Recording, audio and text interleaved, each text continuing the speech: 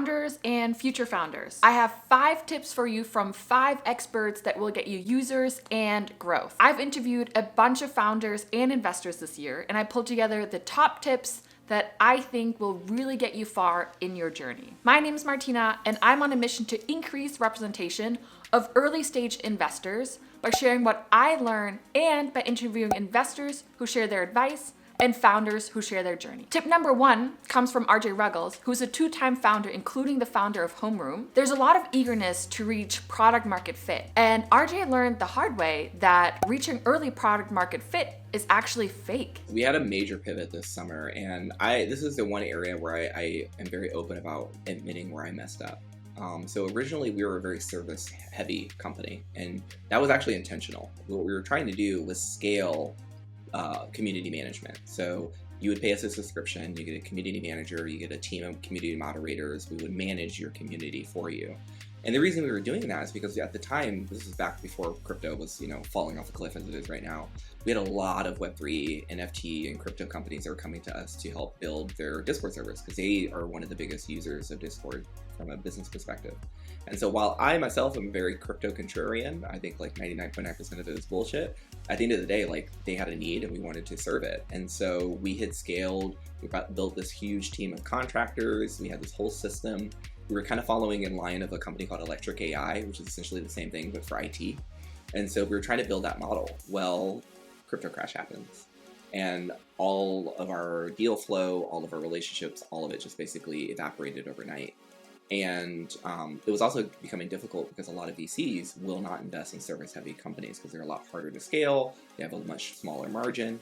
And so we ended up spending too much time on services. We should have pivoted it earlier, but in July we pivoted hard into our software. We finished building, launched the software product in late August, and now we've seen incredible traction. It's like a catch-22 because I'm also kind of happy that it happened, because a lot of VCs will talk about how when you find product market fit that early, you probably haven't found product market fit, and we very much fell into that category.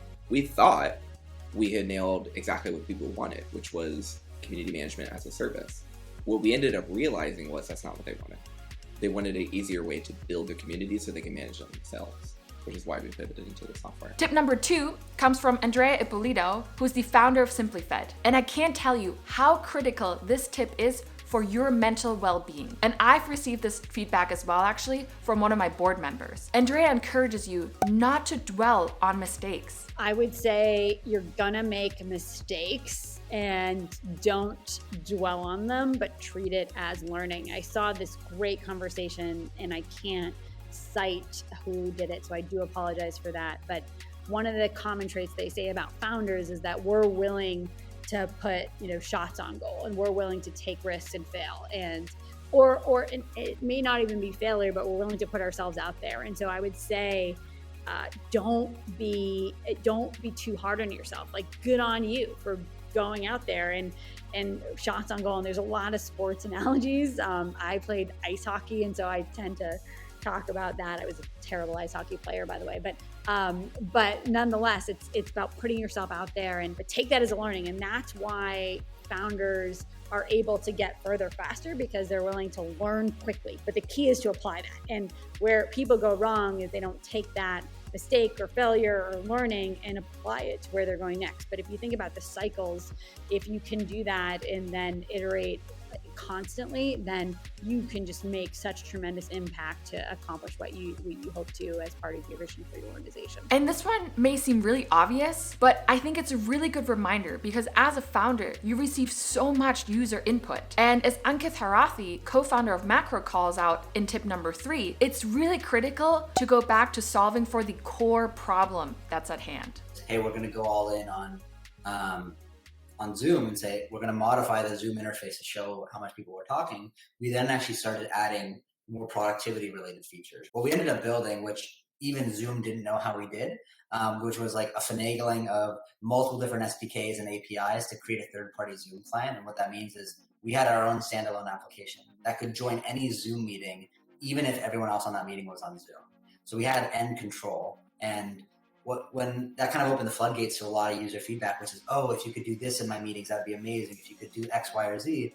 And note-taking came up a ton, because everyone who's good at meetings like yourself would take notes in those meetings and assign action items.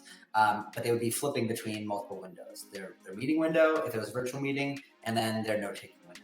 And so we actually built within a video Zoom UI, essentially, a notepad that was like live syncing to a Google Doc. So as you typed in our UI, it automatically created a Google Doc in the background and was updating it live, and you could assign action items. You could mark every single note you took was an action item, an open-ended question, or just like general background context. And at that point, we actually had like a decision to make, which was we had Airtime, which was this feature around like inclusivity and conversation dynamics. And we actually also experimented a little bit with other features around personalization and how do you make the UI yours versus these very productivity oriented features like notes and integrations and like what else could you add to make my meeting the most like hyper productive thing.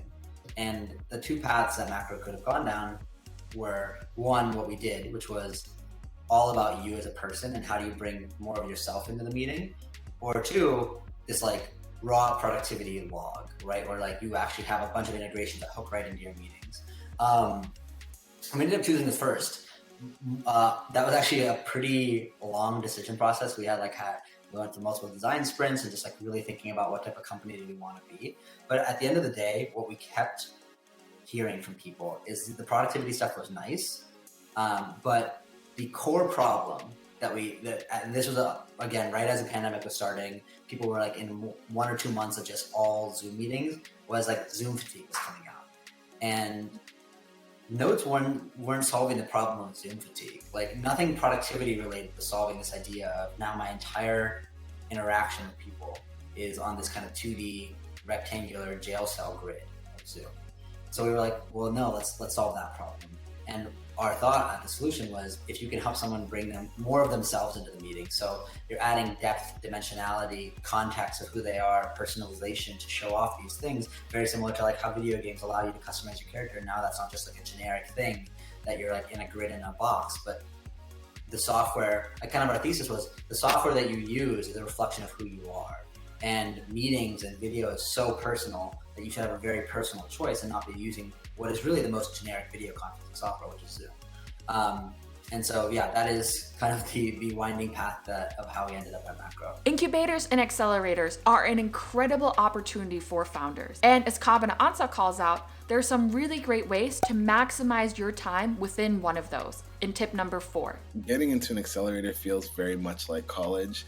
You identify, your top list, you try to understand how do each program differ from one another and what value add you can get through it, and then you start applying, which is sending in a documentation that kind of outlines what is your vision, who are the people on the team, what are the skill sets that you have, why do you think you are the team that's going to execute this, how can that accelerator help you kind of meet your near-term fundraising goals, and and then you start, if you're lucky, get interviewed. Ideally, you have somebody who's gone through that who can actually be a reference to you, kind of just like college, to give you a referral.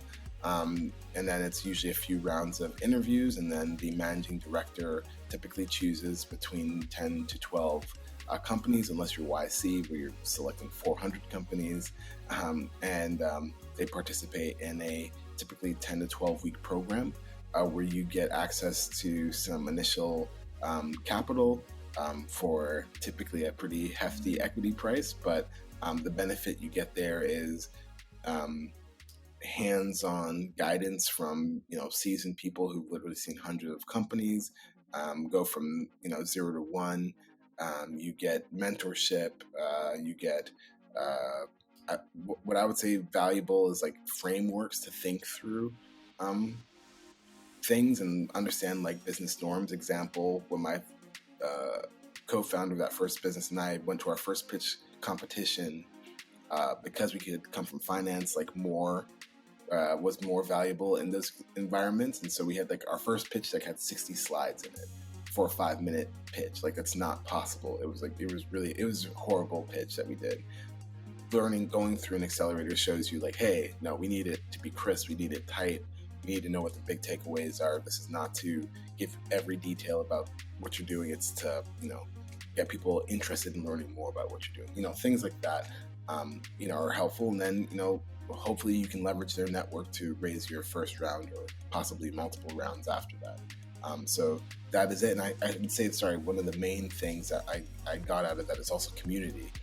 Typically, you're with 10 to 12 companies. Things have changed since COVID because they're not doing as many programs in person, but I was in person for that first one, and I'm still friends with many of those people to this day.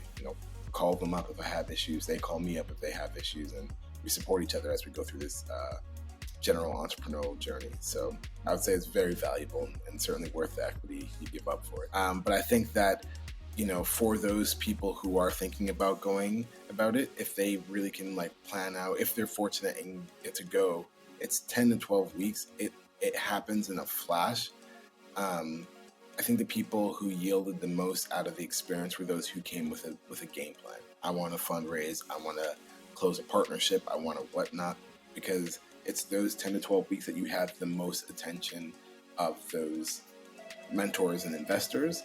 And finally, tip number 5 comes from Emily Batt, who is a product leader, a founder, and an investor. And as an investor, the number one thing she's looking for in founders is the ability to secure resources. The number one thing that I'm looking for in founders is the ability to secure resources in the face of scarcity. I think this is the most important thing a CEO ever has to do.